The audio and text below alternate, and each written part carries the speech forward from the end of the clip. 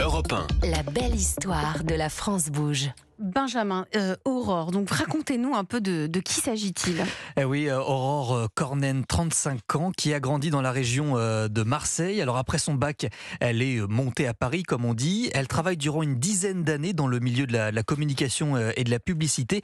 Et c'est là qu'elle découvre ce qu'elle nomme le sexisme inconscient.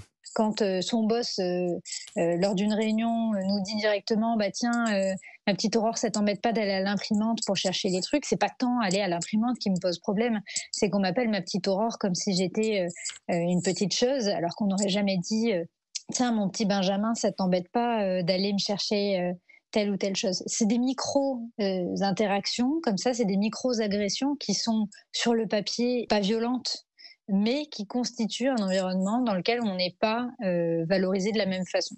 Et c'est cette accumulation de comportements, de réflexions sexistes qui pousse Aurore à quitter son job pour se lancer dans l'entrepreneuriat. Et donc c'est en 2021 qu'elle lance son entreprise qui s'appelle Nouvelles Interactions. Et oui, Aurore se met à son compte. Elle arpente les entreprises pour lutter contre le sexisme au travail. Des ateliers par groupe de 15 salariés qu'elle met face à des situations très concrètes. Aujourd'hui, on sait que les hommes coupent beaucoup plus la parole aux femmes.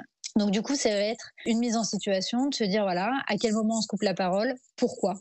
Pourquoi tu lui as coupé la parole ? Je ne lui ai pas coupé la parole sciemment, oui. Alors déjà, ça fait du bien de l'entendre. Est-ce que c'est parce que tu respectais pas ce qu'elle disait ? Non, pas du tout. Et puis on retourne en arrière. Et en fait, avec de la sociologie et de l'anthropologie, à chaque fois, on se réexplique. Le fait de couper la parole, on n'a pas le gène du coupage de parole.